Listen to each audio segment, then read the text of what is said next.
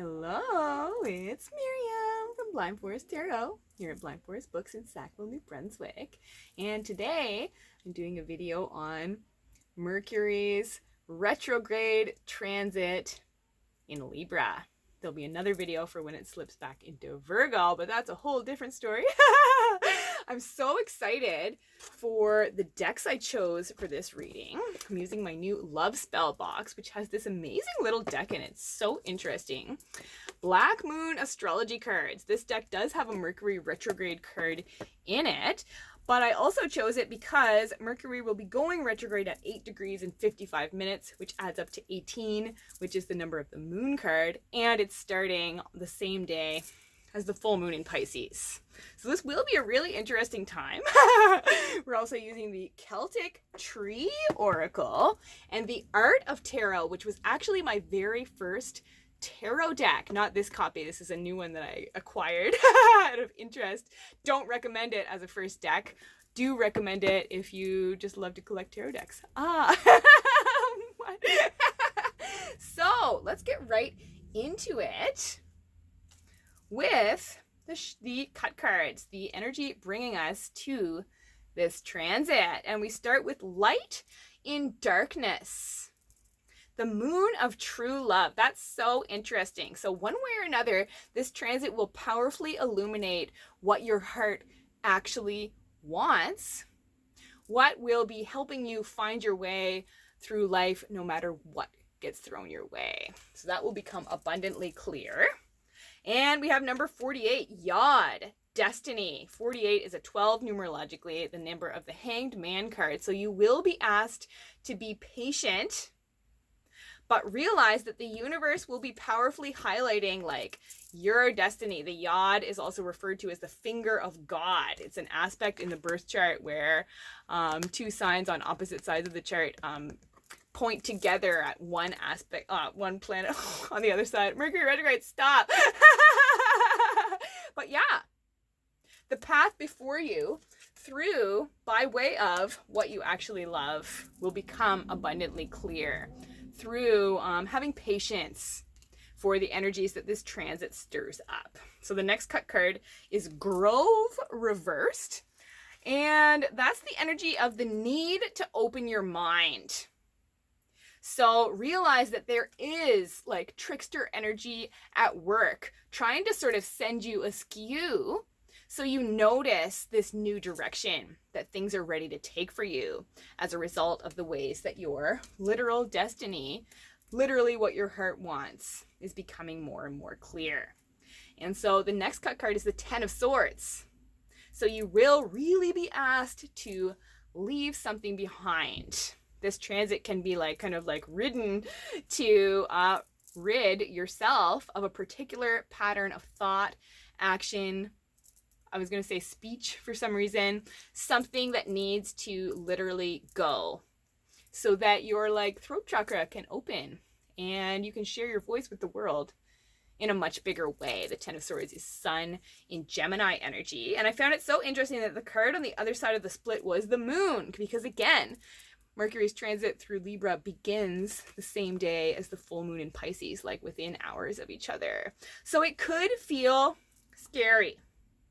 Shadows will be illuminated. It will be emotionally intense. So prepare yourself.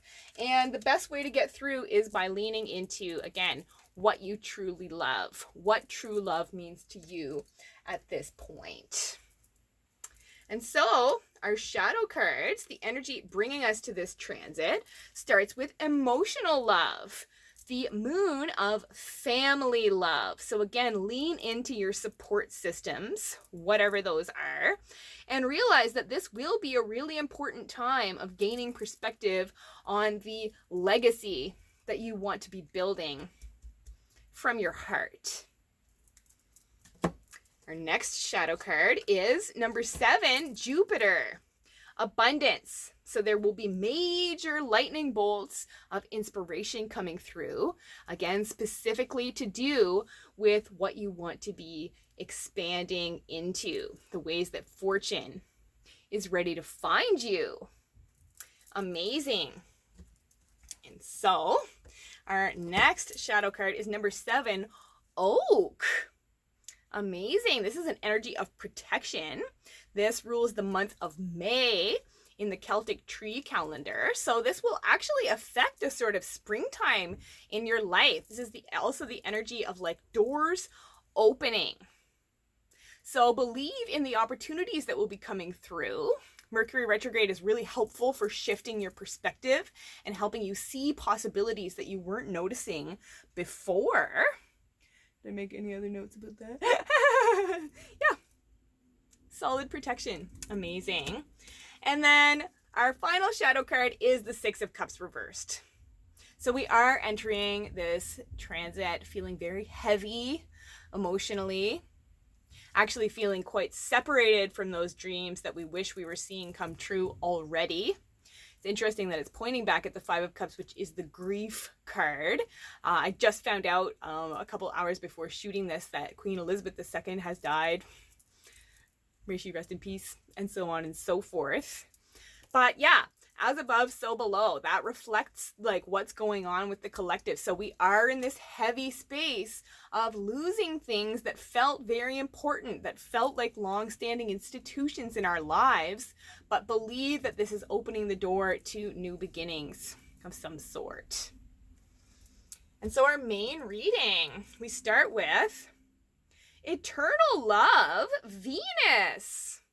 Interesting. So again, this transit will be powerfully illuminating what your heart actually wants. I love that she's holding a beautiful lily, which is a symbol of like spiritual blossoming.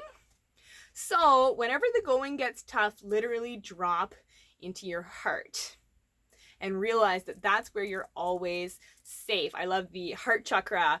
The Sanskrit name for it is Anahata, which means unstruck or unbeaten. Nothing can touch like who you really are. No external circumstances can dissuade, what you truly love. What is your light in the darkness? And where it is Venus, the feminine, this will be a time to be receptive. It's not necessarily much of a time for like outright action. It's time for diving into your creativity, into the projects that you've already started, and for doing a ton of emotional review. I almost said renewal in favor of the huge amounts of renewal that will become possible on the other side. Yay. And so we had 2 cards come out from Black Moon astrology cards. Wow, and we start with number 35, 11th house, friends. So it's interesting that we have all this emphasis on family and friends. So really do be leaning into your support systems in order to gain the energy, the sense of groundedness you need to persevere with work that still needs to be done. We can't just go on full-on pause for the next 3 weeks. Wouldn't that be nice? But then the other card that came out with it is number 41, North Node, life's purpose. This is one of my favorite points in a birth chart because it really does show you like what you were born to do. My North Node is in Pisces, so is my sun. So I was born to be an intuitive. It's in my 5th house. I was born to be an intuitive, creative, mother of many, both physically and spiritually. But yeah, this transit will really invite you to rise to the challenge of stepping into your purpose, your destiny, like never before. I really am going to make t-shirts that say that. And so, okay, yeah. The next main oracle card is Heather reversed. Upright Heather is like the all healer. I actually have a Heather on my altar here. And reversed, it's the invitation to lean very deeply into what needs healing. So this Mercury retrograde will again be a very powerful time of review for realizing what's not healed in favor of you pouring all of your love into that. So it can actually start to blossom in a much different, very exciting, very hopeful way. The 11th house is also the house of hopes, wishes, and dreams. Oh. And so, what will be the main theme of Mercury's retrograde through Libra? And it's the Five of Pentacles reversed. Yes, doing everything you can not to feel like crap about what's gonna kind of be heaped on you emotionally. It's pointing back at the Four of Pentacles, Sun in Capricorn energy. So there will be some powerful insights received about how the work you actually want to do, the work you actually want to be building your life around, can develop. And again, these amazing opportunities coming through to realize the resources you've already gathered and what you can start doing with those in order to lift yourself out of the hole.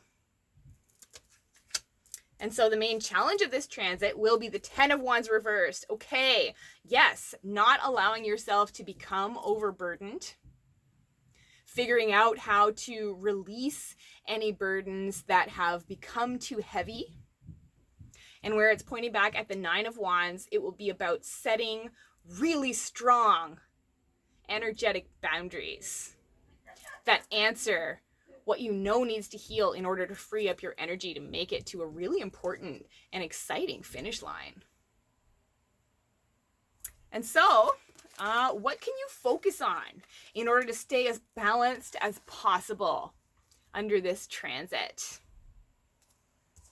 And we start with the Six of Pentacles reversed. Okay, so we have a whole cascade back to Four of Pentacles energy. So it's so strongly emphasized to lean into what you have, to lean into what stabilizes you, and realize that this is going to be an amazing time of flourishing, actually, for the entrepreneurial pursuits that you've already started. And then we have the Empress reversed. So also huge emphasis on not allowing yourself to feel low, not allowing whatever is going on with other people to knock your crown askew. It's pointing back at High Priestess energy. And one of the cool things about retrogrades is that they heighten your intuition.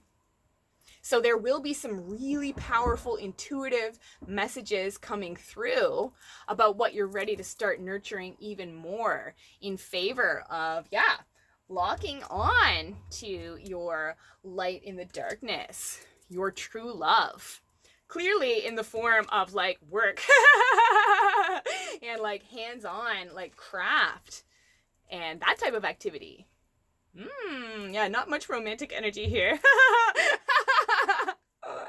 So, what is our best advice for navigating Mercury's retrograde in Libra? And it's Death reversed. Amazing. Realize that this will be a period that provides an amazing second chance at something that you thought wasn't going to be possible. Something you've been like absolutely holding out hope for. And leaning into that energy of patience is really going to allow that to come through and flourish and blossom in a huge way. So remember not to focus on what is withering, what the sun clearly needs to be setting on, and do focus on what you actually want to be nurturing, literally what you actually want to be seeing grow. So, our higher self cards, our messages of hope moving forward through Mercury retrograde in Libra. And we start with a Romeo, Knight of True Love. Interesting, there's been so much emphasis on what you truly love in this reading. That's so interesting. That makes me think of in Romeo and Juliet, where she's like, Romeo, Romeo, wherefore art thou Romeo? And it doesn't mean where is Romeo, it means why is your name Romeo? And I'm not thinking about you calling out to a lover that, I'm thinking of you realizing why you are who you are. Literally, life's purpose, what you were born to do. Your place in the new age, the world that's being built now, will become abundantly clear. Amazing. And so next we have, number 27, third house, messages. And the third house is the house ruled by Gemini, which is ruled by Mercury. I love that we have the Eye of Horus here, which is a symbol of healing, of protection. So that oak energy is reinforced. And I've been saying through this whole reading that this will be a time of receiving some very powerful messages about what's ready to heal in your life, where it's number 27 on 9 numerologically. And so our next higher self card, final oracle higher self card is, first. Interesting. I was just noticing the beehive here, especially with all these Pentacles cards. This will be a time to keep at it with your work, but the work you've already started. This is not the time to start anything new, but it is time to really head down, see through what's already been started. And first is like magpie energy. It's the energy of like collecting. Oh, that's what bees do too, is collect pollen. Aw. So you're pollinating your future. You're pollinating what's so sweet to you. And this will be a time where like unexpected resources it will become possible to gather them. So do notice what catches your eye. Do notice what catches your attention. Do notice what catches your heart. And turn towards that wholeheartedly in order to see your personal goals. I love this yellow flower. Blossom amazingly. And so our final higher self card, our final message of hope moving forward, is the Knight of Swords. There's been a lot of Gemini energy in this reading. It will be really important to be extremely clear in your communication. It will be really important to persevere with the idea that you've already locked onto with your full intention, that you're feeling so excited about, so motivated by. That has plopped into your like crown chakra for a reason, because it's going to be so grounding for you long into the future. And this transit does promise to provide you a ton of the energy you need to turn your full focus towards that. Yay. So that's it for this time. I hope you found this helpful. If you're in need of personal guidance or support, check out my Etsy shop. I'll be linking that below. If you're on Instagram, come join my Lunar Live this Friday, September 9th at 10 p.m. Atlantic, 9 p.m. Eastern, 6 p.m. Pacific, where I'll be doing card pulls to help guide you through both the onset of Mercury Retrograde in Libra and the full moon in Pisces, which promises to powerfully illuminate what your heart actually wants, what your true dreams for yourself are, and start clearing the way for those to flow more magically than ever before. And also, follow me on Facebook and Instagram. And remember to comment if the reading resonated, subscribe, like the video, hooray! And that's it for this time. Thanks so much for watching. I love you all so much. Until next time, keep your hearts open, keep your eyes on the skies, and I'll talk to you soon. Bye-bye!